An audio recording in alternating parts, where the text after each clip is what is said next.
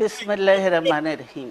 এই প্রিয় নেতৃবৃন্দ, সাইলেন্ট সহকর্মীবৃন্দ, সকল শরণার্থীগণ, আসসালামু আলাইকুম।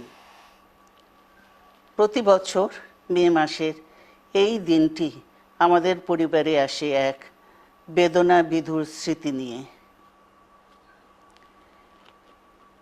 এই দিনে শুধু আমাদের পরিবার নয়, বরং সমগ্র দেশই হয়ে ওঠে পড়েছিল বেদনার্ত ও অভিভাবকহীন।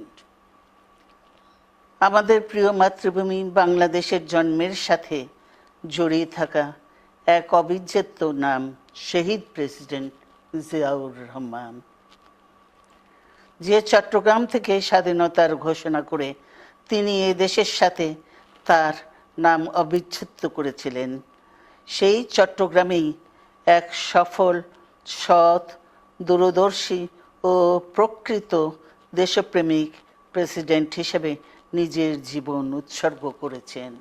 এদেশে গণতন্ত্র, স্বাধীনতা, সংবাদপত্র ও বিচার বিভাগের স্বাধীনতা, স্বনির্ভরতা ও উন্নয়ন এবং নিজস্ব জাতীয়তাবাদ সৃষ্টির অনন্য রূপকার শহীদ জিয়া, যে গণতন্ত্র প্রতিষ্ঠা আর সার্বভৌমত্ব রক্ষার লড়াইয়ে তিনি শাহাদাত বরণ করেছেন, সেই গণতন্ত্র নিরবচ্ছিন্ন যাত্রা আজও বাধাগ্রস্ত হচ্ছে প্রতি পদে পদে।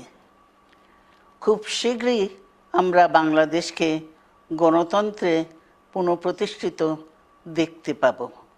এই হোক শহীদ জিয়ার শাহাদাত বার্ষিকীতে আমাদের অঙ্গীকার।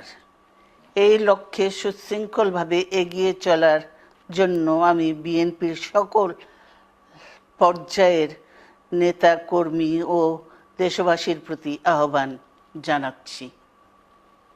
মনে রাখবেন, সবার জন্য গণতন্ত্র ও উন্নয়নের মাধ্যমে সকল সমস্যার সমাধানের যে রাজনীতি শহীদ জিয়া রেখে গেছেন, তা বাস্তবায়নের মাধ্যমে তার প্রতি শ্রদ্ধা জানাতে হবে।